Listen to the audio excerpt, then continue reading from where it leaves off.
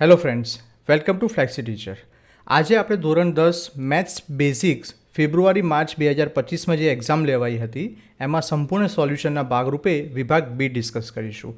વિભાગ એનો વિડીયો અમે ઓલરેડી અપલોડ કરેલો છે. જો તમે આ ના જોયો હોય તો જરૂરથી જઈને જોઈ લેજો. આગળ વધતા પહેલાં અમે તમારા માટે જે સરસ મજાની ફ્લેક્સી ટીચર એપ્લિકેશન અને વેબસાઇટ બનાવી છે એનામાં અમે તમારા માટે કયો કન્ટેન્ટ મૂકેલો છે એ જોવા માટે એના માટે એક વિડીયો જોઈ લઈએ. फ्रेंड्स, आज ही फ्लेक्सी टीचर ऐप सब्सक्राइब करें, जहां आपको मिलेंगे animated videos, digital books, text book solutions, notes, DPP और क्विज. और हाँ, flexi teacher app mobile, TV और कंप्यूटर पर अवेलेबल है.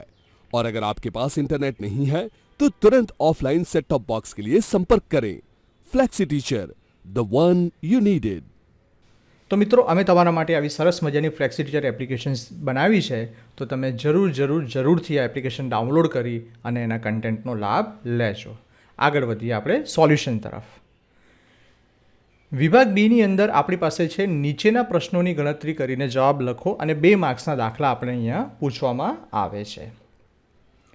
પહેલો દાખલો આપણી પાસે છે દ્વિઘાત બહુપતિ x² - x - 20 ના શૂન્યો શોધો. આપણે એના શૂન્ય શોધવાના છે, બરાબર. તો આપણે પહેલાં ધારી લઈએ કે ધારો કે px આપણી જે બહુપદી છે તે છે x² - x - 20, જ્યાં pxના આપણે આ મધ્યમ પદ છે એના આપણે એનું વિસ્તરણ કરીશું. અવયવો પાડવા માટે આપણે વિસ્તરણ કરીશું તો શું થશે? 5x + 4x ઓછા 5x + 4x.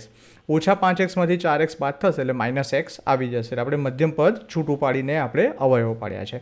હવે શું કરીશું? અહીંયાથી અને આમાંથી આ બંનેમાંથી આપણે કોમન કાઢી લઈશું. પહેલાં જે આગળ છે x² - 5x એમાંથી કોમન નીકળશે x, તો કૌંસમાં બચ્યા x - 5. પાછળ જે છે એમાંથી કોમન નીકળશે 4, એટલે કૌંસમાં બચ્યા x - 5. આ બંને કૌંસો સરખા થવા જોઈએ, બરાબર. એટલે આપણે શું લખી શકીએ? તો 2 વખત જે કૌંસ આવે છે x - 5 એ લખી શકીએ અને પછી આપણી પાસે બન્યું x + 4, તો એ બીજા કૌંસમાં આવી જાય.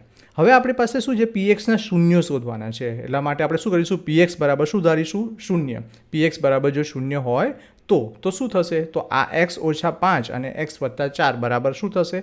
0. કારણ કે આપણે આ px માટે 0 ધારી લીધું એટલે અહીંયા આગળ એ 0 આવી જાય, બરાબર.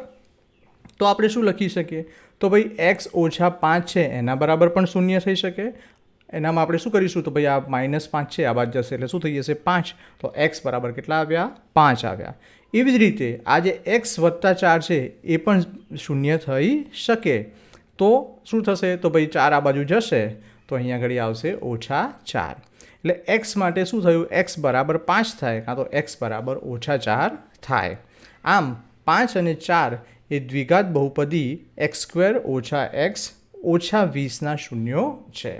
તો આ રીતે આપણે શૂન્ય શોધ્યા, બરાબર. શું કર્યું આપણે? તો ભાઈ પહેલું આપણે મધ્યમ પદનું વિસ્તરણ કર્યું અવયવ પાડવા માટે કરીને.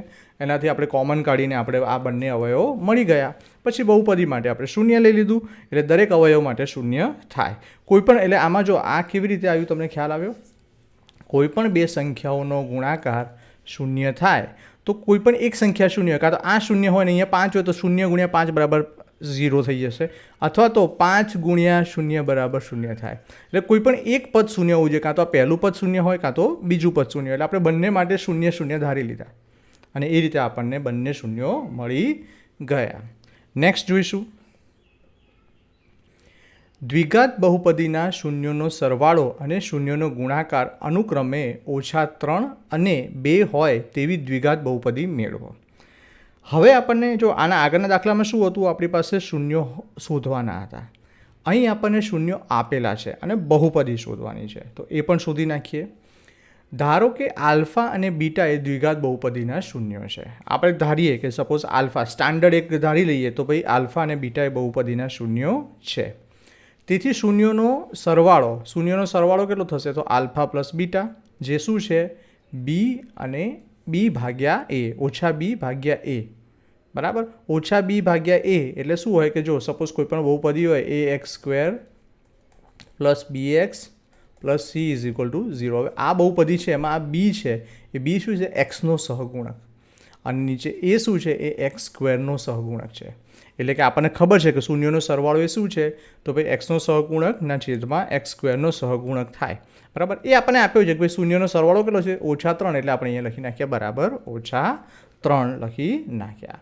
હવે આને શૂન્યનો ગુણાકાર શું થશે તો ભાઈ આલ્ફા અને બીટાનો ગુણાકાર કરવાનો છે, એટલે આલ્ફા ઇન્ટુ બીટા બરાબર શું થાય તો સી અપોન એ એટલે સી શું છે અચળ પદના છેદમાં એ શું છે તો એક્સ સ્ક્વેરનો સહગુણક.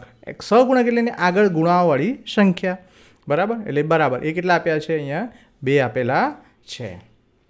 માટે માંગેલ દ્વિઘાત બહુપદી શું થશે તો ભાઈ આ જે સ્ટ્રક્ચર છે એમાં જ આપણે સેટ કરવાની છે.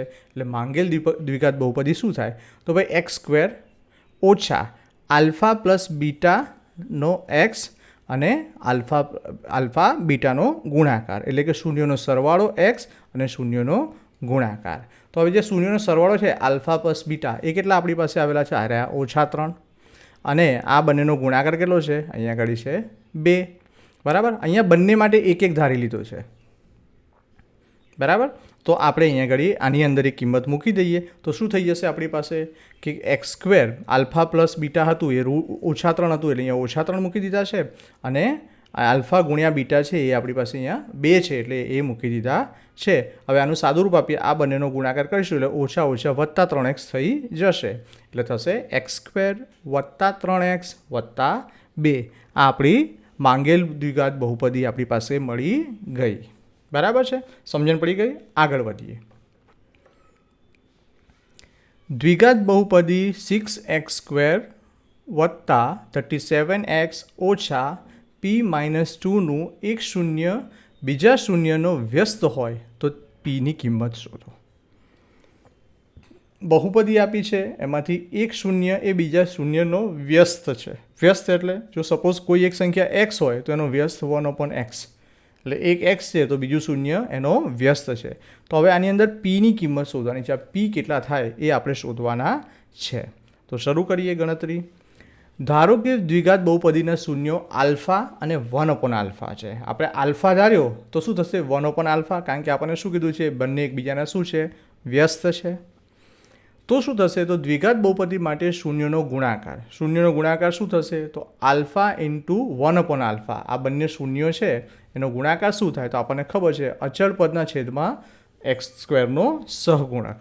બરાબર, હવે અહીંયા આગળ આ જે ગુણાકાર છે કોઈ પણ વ્યસ્ત બે સંખ્યાઓ હોય એનો ગુણાકાર હંમેશા શું થાય એક જ થાય, કારણ કે જો આ એક્સ છે એને ગુણ્યા 1/x કરું તો આ એક્સ તોડીએ તો અહીંયા કેટલા આવે એક જ આવશે, એટલે 1 બરાબર. હવે અહીંયા C/A બરાબર, C/A એ શું છે તો -PR આવ્યું અહીંયા. બરાબર, તો -P-2 ના છેદમાં 6 થઈ જશે. બરાબર, તો હવે આપણે શું કરીશું આ નીચે 6 ક્યાંથી આવે તમને ખ્યાલ આવ્યો ને, આ 6 એ અહીંયા એક્સ સ્ક્વેરનો સહગુણક, આપણે અહીંયાથી આ એક્સ સ્ક્વેરનો સહગુણક લીધો છે કારણ કે આ એ એક્સ સ્ક્વેરનો સહગુણક છે, અને સી એ શું છે અચળ પદ, તો અચળ પદ આપણી પાસે આ હતું એ આપણે મૂકી દીધું. સાદુરૂપ આપીએ એટલે આ 6 આ બાજુ લઈ ગયા એટલે 6 ગુણાશે, 6 × 6 અને આ બાજુ -P into bracket P-2.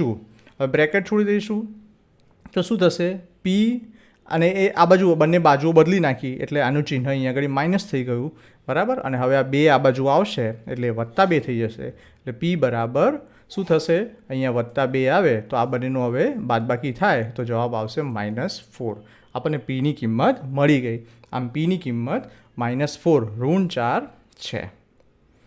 Next દાખલો જોઈએ. સમાંતર શ્રેણી 2, 7, 12નું 20મું પદ શોધો. આપણે 20મું પદ શોધવાનું છે. તો જો આપણને ઇન્ફોર્મેશન શું આપેલી છે ભાઈ a બરાબર 2, પહેલું પદ આપણું 2 છે, તફાવત તો d = 7 છે, -2 = 5 થાય. બરાબર, એનો તફાવત શું છે તો બે ક્રમિક પદોનો બાદબાકી થાય તો આપણે અહીંયાથી શું કર્યું છે કે ભાઈ 7માંથી 2 બાદ કરે એટલે આપણને d બરાબર કેટલા મળ્યા છે 5 મળ્યા છે. an બરાબર a plus into bracket n-1d. આ આપણે સૂત્ર છે એ સૂત્ર અંદર કિંમત મૂકી દઈએ. હવે આપણને 20મું પદ શોધવાનું છે એટલે અહીંયા nની કિંમત આપણે લઈશું 20. a છે આપણી પાસે 2 છે, n-d n અહીંયા આપણી પાસે ટોટલ 20મું પદ છે એટલે અહીંયા 20 મૂકીશું, -1 અને ગુણ્યા d આપણે અહીંયા શોધ્યો 5. બરાબર, હવે આનું સાદું રૂપ આપીએ તો શું થશે? તો અહીંયા 20માંથી 1 જશે એટલે કેટલા થશે? 19. આગળ કરીએ તો 19 ગુણ્યા 5 અહીંયા કેટલા થશે? 95 થશે. અને 2 વત્તા 95 એટલે કેટલા થશે? 97 થશે. એટલે આપણને અહીંયા આગળ આ માંગેલ 20મું પદ કેટલું છે? 97 છે. આગળ જોઈએ, 51 થી 100 સુધીની તમામ સંખ્યાઓનો સરવાળો શોધો. સમાંતર શ્રેણી, આપણે આને સમાંતર શ્રેણી તરીકે કન્સિડર કરીએ તો 51 થી ચાલુ થાય છે અને એનું છેલ્લું પદ, અંતિમ પદ છે 100. બરાબર? તો અહીં આપણી પાસે a બરાબર 51 છે એટલે કે પ્રથમ પદ, l એટલે 100 છે અને આપણે n શોધવાનો છે, એનો સરવાળો શોધવાનો છે. તો અહીં આપણે સૂત્ર મૂકીએ તો l બરાબર a plus n minus 1 into D ગુણ્યા ડી, ગુણ્યાને ઇન્ટુ બોલી શકાય. બરાબર? હવે આની અંદર આપણે કિંમત મૂકી દઈશું. l બરાબર આપણે અહીંયા આગળ 100 છે એટલે અહીંયા 100 લખ્યા. એ આપણી પાસે પ્રથમ પદ 51 છે, n આપણે શોધવાનો છે અને બાકી 1 અને અહીંયા આગળ ડિફરન્સ, તો ભાઈ એક એક વધતું જશે. 51 પછી 52, 52 પછી 53, એટલે કે ડિફરન્સ એનો જે બંને તફાવત છે બે ક્રમિક પદો વચ્ચેનો એ છે 1. સાદુરૂપ આપી દઈએ તો આ n-1 છે એને આ બાજુ લઈ જઈએ અને 100 છે એની અંદરથી આ 51 બાદ થશે એટલે કેટલા થશે? 49. અને હવે પ્લસ -1 છે એ આ બાજુ આવશે એટલે એ 49માં પ્લસ થાય એટલે આવે n બરાબર 50. અહીંયા આગળ n આપણને 50 મળ્યો. હવે n આપણને 50 મળ્યો એટલે શું થશે? ટોટલ કેટલા પદો છે? 50 પદો છે. હવે આપણે A50 શોધીએ. હવે સમાંતર શ્રેણીનો સરવાળો આપણે જોઈએ.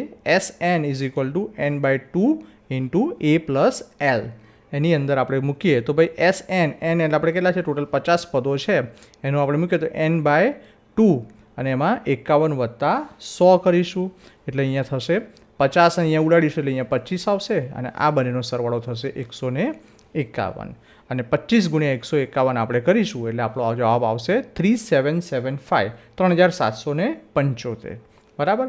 પહેલાં આપણે શું કર્યું? n એટલે કે પદો શોધ્યા કે કેટલા પદો છે ટોટલ, તો ભાઈ ટોટલ 50 પદો છે. હવે એ 50 પદોનો સરવાળો આપણે અહીંયા કર્યો, અહીંયા આગળ આપણે સૂત્ર દ્વારા શોધ્યું તો આપણને 3775 જવાબ મળી ગયો. આમ માંગેલ સરવાળો 3775 છે. આગળ વધીશું. બિંદુઓ 4, -3 અને 8, 5ને જોડતા રેખાખંડનું 3:1 ગુણોત્તરમાં અંતઃવિભાજન કરતા બિંદુના યામ શોધવાના આપણે છે. અહીંયા આપણે હવે યામ માટેનું આપણે સૂત્ર જોઈએ તો ભાઈ પહેલું x, કોઈ પણ બિંદુ હોય એમાં x અને y હોય તો આપણે જે મધ્ય બિંદુ છે એના માટે આપણે x યામ શોધીએ તો એનું સૂત્ર આ થશે અને y યામ માટેનું સૂત્ર આ થશે. હવે અહીં x1, y1 કેટલા છે? તો ભાઈ 4 અને 3. અહીંયા આગળ જોઈએ તો ભાઈ આનો x1 ગણીએ અને આને y1 ગણીએ. આ પહેલું બિંદુ છે એનો x યામ અને y યામ. એવી જ રીતે અહીંયા આગળ x2 અને y2 થશે. તો x2, y2 કેટલા છે? અહીંયા 8 અને 5 છે. અને ગુણોત્તર m1 અને m2 એ આપણને અહીંયા આપેલો છે 3:1 આપેલો છે. હવે આપણે આ જે સૂત્ર છે એને x માટે એની અંદર કિંમતો મૂકી દઈએ બધી. જ્યાં m1 હોય ત્યાં આ 3 મૂકીશું. પછી અહીંયા x2 છે, x2 આપણી પાસે આ રહ્યો એના માટે આપણે મૂકીશું 8. એવી રીતે આપણે બધી કિંમતો મૂકી અને સાદુરૂપ આપીએ તો જુઓ આ 3 ને 3 * 24 થશે, 1 ચોક 4 થશે અને 3 વત્તા 1 એટલે કેટલા થશે? 4 થશે. બરાબર આપણે અહીંયા કરીશું તો 24 અને 4નો સરવાળો થશે 28/4 અને અહીંયા ઉડાડીએ તો કેટલા આવે? 4×7 એટલે 7. એટલે આપણને અહીંયા x યામ મળી ગયો. બરાબર છે? હવે આપણે આગળ જોઈએ તો હવે આપણે y શોધીએ.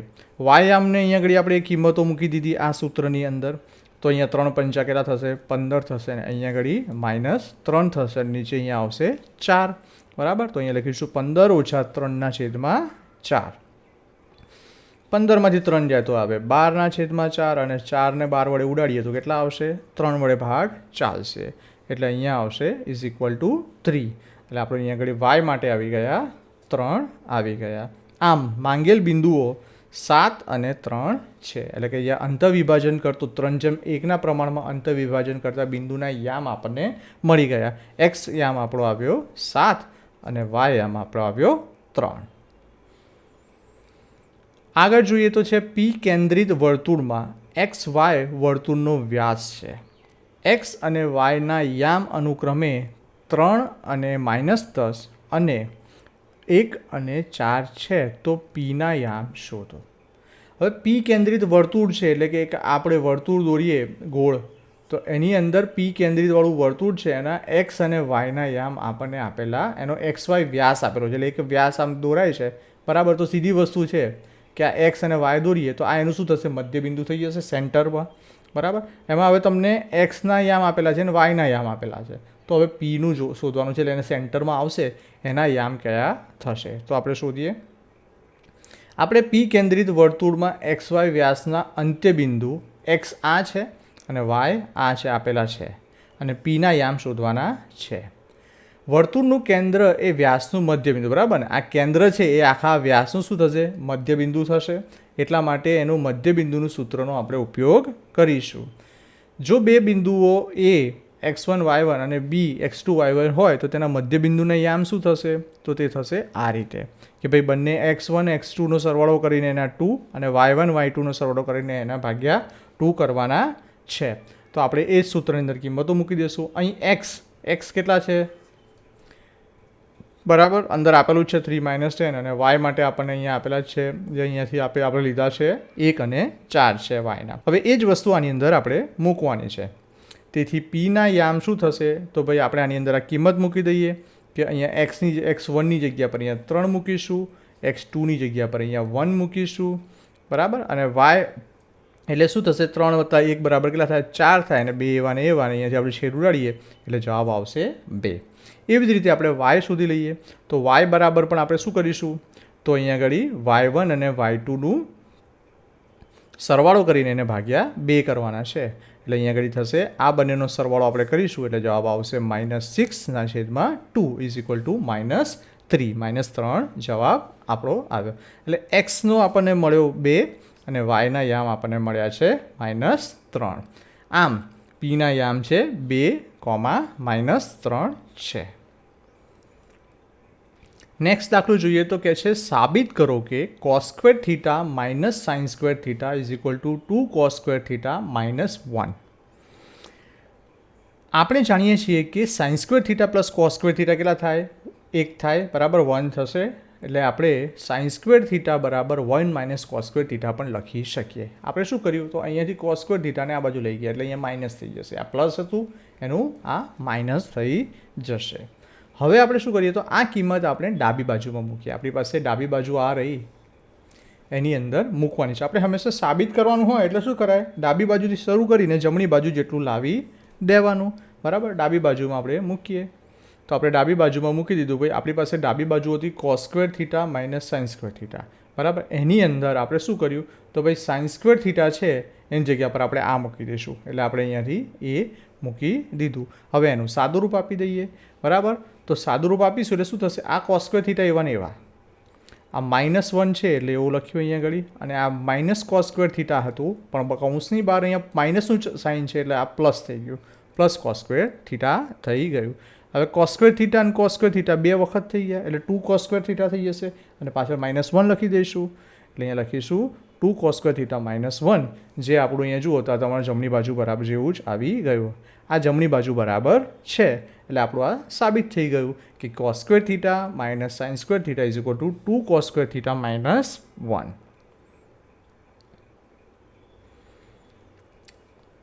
નેક્સ્ટ દાખલો આપણે જોઈએ, કિંમત શોધો 4 cot² 45 degree - sec² 60 degree plus sin² 60 degree plus cos² 90 degree. આને આપણે કિંમત શોધવાની છે. એટલે આપણે ટેબલમાં ખબર હોવી જોઈએ કે ભાઈ cot² 45 ડિગ્રીને કેટલું માપ થાય, sin² કેટલું માપ થાય. તો અહીંયા લખીએ, આપણે જાણીએ છીએ કે cot 45 ડિગ્રી કેટલા થશે, 1 થઈ જશે, sec 60 ડિગ્રી થશે 2. જો આ બધા જે આપણને માંગ્યા છે એ બધા શોધીને. હવે sin 60 કેટલા થશે, તો sin 60 થશે √3/2, અને cos 90 કેટલા થશે, તો cos 90 થશે 0, બરાબર. હવે આ 4 મળી ગયા. હવે આની અંદર આપણે કિંમતો મૂકી દઈએ. તો આ કિંમતો આપણે સમીકરણમાં મૂકી દઈએ. તો આ સમીકરણ છે એમાં આપણે કિંમત મૂકી દીધી અહીંયા આગળ, બરાબર. 4 એવા ને એવા લખ્યા, અને cot² 45 છે એની જગ્યા પર અહીંયા 1 કરીને એનો સ્ક્વેર કરી દીધો. પછી એવી રીતે sec² 60 છે એ 2 છે એટલે અહીંયા આગળ આપણે 2 મૂક્યા અને આ ઉપર વર્ગ છે એટલે એનો અહીંયા આપણે વર્ગ કરી દીધો. sin 60 છે એ અહીંયા આગળ થયો √3/2, આપણે √3/2 મૂક્યા અને ઉપર સ્ક્વેર હતો એનો એટલે અહીંયા આપણે એનો કર્યો સ્ક્વેર અને પછી cos 90 છે એ 0 છે એટલે અહીંયા 0નો સ્ક્વેર કર્યો. હવે આનું સાદું રૂપ આપી દઈએ. 1નો વર્ગ તો અહીંયા આગળ 1નો વર્ગ તો 1 જ થશે અને 4 એકા 4 થશે. 2નો વર્ગ અહીંયા તો 4 આવ્યા, અહીંયા 4 આવી જશે બરાબર. અહીંયા વર્ગ અને વર્ગમૂળ ઉડી જશે અને 2નો વર્ગ 4 થશે એટલે 3/4 થશે અને 0 તો કશું થવાનું નથી. 0ના ગમે એટલો વર્ગ કરો ગમે તે કરો તો એનું એ જ આવવાનું છે. તો અહીંયા આગળ જુઓ 4, અહીંયા આગળ 4 એકા છે, અહીંયા 4 આવ્યા, આ 3/4 અને નીચે 0નો 0 એવો ને એવો જ મૂકી દીધો. આગળ સાદુરૂપ કરીએ તો આનો આપણે સાદુરૂપ કરીએ તો અહીંયા આગળ આવ્યા 4, અહીંયા આગળ 4/4 અને આ બંનેને સરવાળો કર્યો એટલે 0ની તો કોઈ વેલ્યુ હોય નહીં એટલે કે 3/4 0 ઉમેરીશું તો 3/4 જ રહેવાના છે. હવે 4માંથી 4 જશે તો શું થશે 0 એટલે ખાલી શું બચશે આપણી પાસે આ 3/4 બચશે. એટલે આપણો જે જવાબ જે આપણને કિંમત શોધવાની હતી આપણને અહીંયા મળી ગયો. તેથી 4 cot² θ 45 - sec² 60 plus sin² 60 plus cos² 90 કેટલા થયા 3/4 આપણો આન્સર આવી ગયો. આગળ જોઈએ તો આપણી પાસે છે ટાવરના પાયાથી 30 મીટર દૂર રહેલા જમીન પરના એક બિંદુથી ટાવરના ટોચના ઉચ્છેદ કોણનું માપ 30 ડિગ્રી છે તો ટાવરની ઊંચાઈ શોધો. આપણે ટાવરની ઊંચાઈ શોધવાની છે. ટાવર છે એનાથી 30 મીટર દૂર એક બિંદુ છે ત્યાંથી ઉચ્છેદ કોણ 30 ડિગ્રી છે તો ટાવરની ઊંચાઈ કેટલી થશે એ આપણે શોધવાની છે. અહીં આપણે આકૃતિ દોરી લીધી છે. અહીં આપણું જે આ માપ છે એ 30 મીટર અહીંયાથી આટલું દૂર છે. આપણે ટાવરની ઊંચાઈ શોધવાની છે. આપેલ માહિતી મુજબ ટાવરના પાયાથી જમીન પરના બિંદુનું અંતર છે 30 મીટર. અહીંયા પાયો છે ટાવરનો ત્યાંથી અહીંયા આગળનું અંતર કેટલું છે 30 મીટર છે. ઉચ્છેદ કોણનું માપ 30 ડિગ્રી છે બરાબર. અહીંયાથી આપણે જોઈએ તો આ 30 ડિગ્રીનો ઉચ્છેદ કોણ થયો એટલે આ ખૂણો પણ 30 ડિગ્રીનો જ થવાનો છે. ધારો કે ટાવરની ઊંચાઈ h મીટર આપણે ધારી લઈએ તો હવે આપણે આની ગણતરી કરીએ તો શું થશે આપણે tan વિધેયનો ઉપયોગ કરી શકીએ છીએ. tan θ બરાબર શું થાય સામેની બાજુ છેદમાં પાસેની બાજુ એટલે કે આની સામેની બાજુના છેદમાં પાસેની બાજુ. કારણ કે આપણે આ બંનેને શોધવાના છે એટલે આ વસ્તુને કન્સિડર કરીને કોઈ ફાયદો નથી કારણ કે આનું માપ પણ નથી આપ્યું અને આપણને શોધવાનું આ છે એટલે આ એક આપેલું છે તો એની સામે બીજું આપણી પાસે આ વસ્તુ શોધવાની છે એટલે એ બે સાંકળાય એવું શું છે tan છે સામેની બાજુ છેદમાં પાસેની બાજુ બરાબર. tan θ બરાબર સામેની બાજુ છેદમાં પાસેની બાજુ. આપણી પાસે થીટા કેટલો આપે છે અહીંયા આગળ 30 ડિગ્રી અહીંયા કીધું છે 30 ડિગ્રી છે તો tan 30 બરાબર સામેની બાજુ આની સામેની બાજુ થશે h મીટર બરાબર. એટલે અહીંયા લખ્યા h અને છેદમાં પાસેની બાજુ અહીંયા પાસેની બાજુ છે 30 મીટર અહીંયા નીચે લખ્યા 30 બરાબર. હવે tan 30 કેટલા થાય આપણે જાણીએ છીએ કે tan 30 કેટલા થશે 1/√3 એ આપણા tan 30 થશે. એટલે આપણે શું કરીશું એનો આ સમીકરણની અંદર આ મૂકી દઈશું એટલે કે આ tan 30ની જગ્યા પર આપણે મૂક્યા 1/√3 બરાબર h/30. હવે આપણે શું કરીએ તો h બરાબર આ 3 છે આ 30 છે એ આ બાજુ ઉપર આવતા રહ્યા એટલે h બરાબર થશે 30/√3. tan√3 આનો જવાબ આવ્યો. હવે કેવી રીતે આવ્યો હું તમને સમજાવું તો જો અહીંયા આગળ આપણી પાસે શું છે તો અહીંયા આપણી પાસે છે જુઓ અહીંયા આગળ 30/√3 છે. હવે કેવી રીતે લખાય 30 એટલે 10 × 3 લખી શકાય 10 × 3 30 થશે. હવે 10 એવા ને એવા આ 3 છે એની જગ્યા પર હું √3 × √3 લખી શકું હા લખી શકાય કારણ કે 3 તરી 9 અને 9નું વર્ગમૂળ કરો એટલે પાછું 3 આવી જાય અને હવે હું આ 3 ઉડાડી દઉં તો કેટલા બચ્યા મારી પાસે 10 બચ્યા અને √3 બચ્યા બસ એ જ આપણે અહીંયા લખ્યા છે. એટલે આ ટાવરની ઊંચાઈ તેથી ટાવરની ઊંચાઈ કેટલી થશે 10√3 મીટર છે. આ આપણને ટાવરની ઊંચાઈ મળી ગઈ. નેક્સ્ટ જોઈએ જેની પ્રત્યેક ધાર 6 સેમીની હોય તેવા સમઘનનું કુલ પૃષ્ઠફળ શોધો. જો આપણી પાસે એક સમઘન આપ્યું છે જેની પ્રત્યેક ધાર આમ પણ 6 સેમી આમે 6 સેમી આમે 6 સેમી બધી બાજુઓ ધાર 6 સેમી થશે તેનું કુલ પૃષ્ઠફળ શોધવાનું છે. હવે સમઘનનું કુલ પૃષ્ઠફળ શોધવા માટેનું નીચેનું સૂત્રનો ઉપયોગ કરીશું જે સૂત્ર છે કુલ પૃષ્ઠફળ બરાબર 6 × ધારનો સ્ક્વેર. અહીંયા ધાર લખ્યું છે, નહીંતર આપણે બાજુ પણ લખી શકીએ. 6 ગુણ્યા બાજુ સ્ક્વેર અથવા 6 ગુણ્યા ધારનો સ્ક્વેર. આપેલ પ્રશ્નમાં સમઘનની ધાર કેટલી આપી છે? તો ભાઈ 6 સેન્ટીમીટર આપણને અહીંયા કહેવામાં આવ્યું છે. એટલે આપણે શું કરીશું? તો કુલ પૃષ્ઠફળ બરાબર 6 એવા ને એવા, અને ધાર આપણી પાસે 6 સેમી હતી, એટલે અહીંયા આગળ આપણે લખીશું 6 સેમીનો સ્ક્વેર. જો મિત્રો સ્ક્વેર લખવાનું રહી ના જાય. ઘણી વખત શું છે કે આપણે ફટાફટ ગણતરી કરવાનું છે ને, સ્ક્વેર રહી જાય, ગુણાકારનું ચિહ્ન જગ્યાએ વત્તાનું ચિહ્ન થઈ જાય. તો આ ચોકસાઈ બહુ મહત્ત્વની છે. ઘણી વખત ઘણા બધા વિદ્યાર્થીઓને એવું થતું હોય, આવડતું બધું હોય પણ કરવા જાય ગણતરી ઉતાવળમાં ભૂલો કરી નાખે. એટલે તમારે શાંતિથી શાંત ચિત્તે તમારે દાખલા ગણવાના. તો શું થશે? તો ભાઈ 6 નો વર્ગ 36 થશે. હવે 36 અને 6નો ગુણાકાર કરી નાખીએ એટલે કુલ પૃષ્ઠફળ આવશે 216 સેન્ટીમીટર સ્ક્વેર. બરાબર છે? તો આ આપણો જવાબ આવી ગયો. બહુ ઇઝી દાખલો હતો. આમ સમઘનનું કુલ પૃષ્ઠફળ 216 સેન્ટીમીટરનો સ્ક્વેર છે. નેક્સ્ટ છે, એક શંકુની ઊંચાઈ 6 સેમી અને પાયાનો વ્યાસ 5 સેમી છે, તો તેની તિર્યક ઊંચાઈ શોધો. તિર્યક એટલે કે આમ ત્રાસી. શંકુ હોય ને, શંકુ એને એમ ત્રાસી ઊંચાઈ આપણે શોધવાની છે. જો અહીંયા આગળ આપણને આપવામાં આવ્યું છે, આપણે અહીંયા આગળ H, L અને R કીધું છે. આપણને અહીંયા આગળ L શોધવાનું છે, તિર્યક ઊંચાઈ. બરાબર? શંકુની ઊંચાઈ 6 સેમી છે, એટલે આ 6 સેમી થઈ ગયું. અને પાયાનો વ્યાસ, વ્યાસ એટલે મિત્રો જો અહીંથી છેક આખું 6 સેમી છે, એટલે આટલું 3 સેમી ને આ 3 સેમી, અડધું થઈ જાય એટલે આ 3 સેમી આવશે. એટલે આ 6 છે, આ 3 છે, તો આપણે અહીંયાથી આમ આ જે છે એનું આપણે પાયથાગોરસના પ્રમેયના હિસાબથી આપણે આ શોધીશું. શંકુની તિર્યક ઊંચાઈ શોધવા માટે આપણે પાયથાગોરસના પ્રમેયનો ઉપયોગ કરીશું. આપેલ માહિતી મુજબ શંકુની ઊંચાઈ 6 સેન્ટીમીટર છે, અહીંયા ઘડી આપણને કહેવામાં આવ્યું છે, અને અહીંયા પણ આપણે દર્શાવ્યું છે H દ્વારા. ત્યાર પછી પાયાનો વ્યાસ 5 સેન્ટીમીટર છે. આખો આ વ્યાસ આપણો શું છે? 5 સેન્ટીમીટર છે. એટલે આપણે ત્રિજ્યા શોધવી પડે. ત્રિજ્યા એટલે શું? વ્યાસના અડધા. વ્યાસ ભાગ્યા 2, 5 ભાગ્યા 2 કરો, 5ના અડધા કેટલા થાય? 2.5, 2.5. બરાબર છે? કિંમતો મૂકી દઈએ આપણે. આપણને ખબર જ છે પાયથાગોરસનો પ્રમેય શું છે? L² = h² + r². આ આપણો પાયથાગોરસનો કર્ણનો વર્ગ એ તેની બે બાજુઓના વર્ગોના સરવાળા બરાબર થશે. બરાબર? એટલે એની અંદર આપણે L² તો એવો ને એવો, કારણ કે શોધવાનો છે. H², H આપણી પાસે કેટલા છે? 6 છે, એટલે અહીંયા આગળ 6નો સ્ક્વેર. અને આપણે આ ત્રિજ્યા શોધી 2.5 એનો સ્ક્વેર કરવાનો છે. બરાબર શું થશે? તો 6નો વર્ગ થશે 36 અને 2.5નો વર્ગ થશે 6.25. જો 25નો વર્ગ થશે 625, તો 2.5 હોય તો અહીંયા પછી પોઈન્ટ પછી 2 સંખ્યાઓ થઈ જાય. પોઈન્ટ પછી એક સંખ્યા હોય તો વર્ગની અંદર પોઈન્ટ પછી 2 સંખ્યા, એટલે વર્ગ કરીએ ત્યારે હંમેશા આ વસ્તુ ધ્યાનમાં લેવાની. આ બંનેનો આપણે સરવાળો કરીએ તો 36 અને 6 42.25 થશે. પણ એ L² છે, આપણે તો L શોધવાનો છે, એટલે વર્ગમૂળ આનું કરવું પડશે. તો L બરાબર શું થાય? તો વર્ગમૂળમાં 42.25. હવે આપણને ખબર છે આ કોનું વર્ગમૂળ, આનું વર્ગમૂળ શું થાય? તો એનું વર્ગમૂળ થશે 65.